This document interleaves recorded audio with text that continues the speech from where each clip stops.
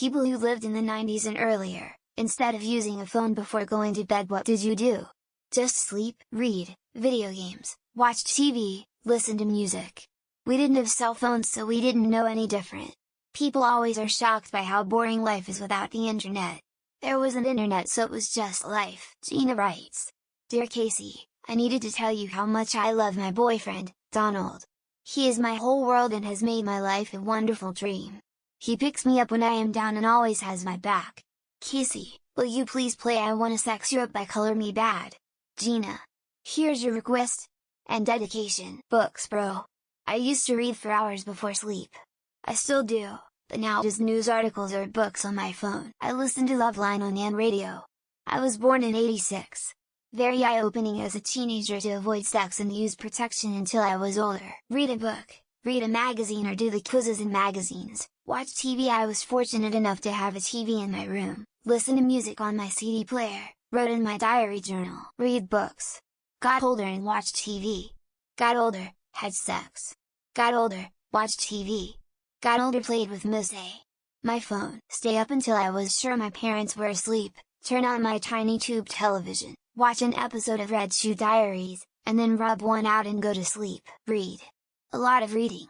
I am really quite embarrassed by how many good books have completely gone unnoticed since 2005. Hit the sleep button on my clock radio.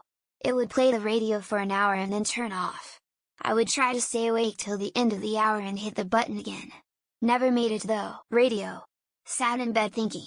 Wrote letter to girls. Called girl on landline. Meditated. Played video game first. Comic book. More thinking.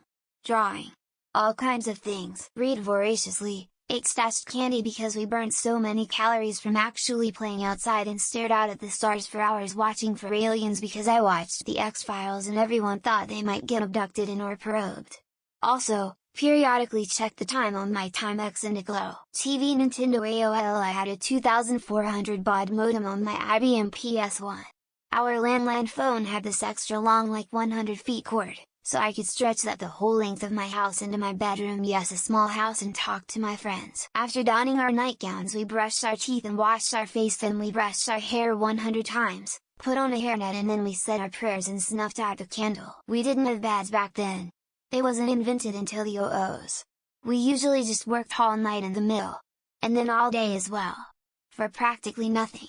A bag of poison is all we'd get. Read books and magazines, played video games, and talked on a phone that was wired to the wall. When the internet became available, hung out in chat rooms until the wee hours of the morning.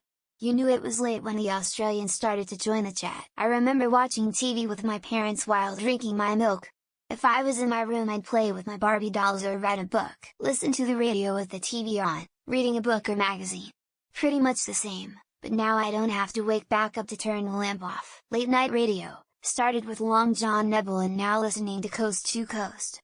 Had a fleeting affair with Larry King, but he kept rehashing the same 5 stories as a kid. I miss Art Bell, he had the craziest guests. Nori is mostly selling vitamins. I had a small cast player.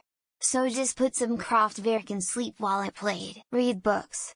It ended up keeping me up way later than my phone does now. Starting around age 6 my parents would regularly find me reading in my bed at 4 or 5 a.m. Everyone had a digital alarm clock radio. At bedtime, you could set the timer so it stayed on for 20 minutes or so you could listen to an FM radio music program as you fell asleep. But you also had to make sure you didn't accidentally turn off the morning alarm, which happened occasionally, causing you to oversleep. Music.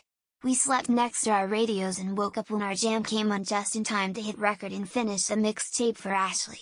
Ah, simpler times. Watched a scrambled version of our cable's porn channels.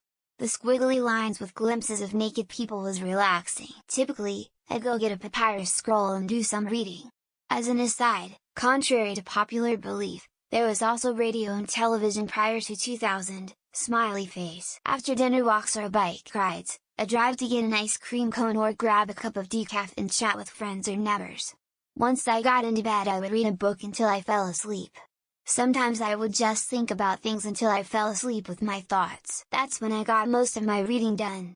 I used to go though maybe 10 big ass fantasy books a year. I do audiobooks now at 2x speed and actually get through maybe 30 big ass fantasy books in a year, plus I like cleaning now lol, I will read a book. My phone is essential now though for helping me nod off as I listen to the Sleepcasts on Headspace. Back then I'd do something like go for a walk in my mind through a building I know or park. I would so often start thinking about something else though and it would be ruined.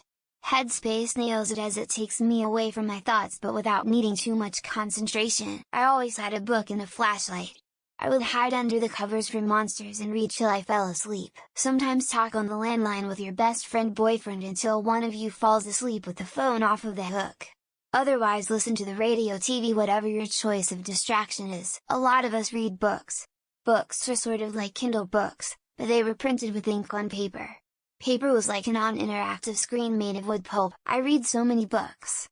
It has obviously led me to reading Reddit threads in my adult life, haha. Watch TV shows I wasn't allowed to be watching with the remote closed so I could turn it off if I heard my parents coming to check on me.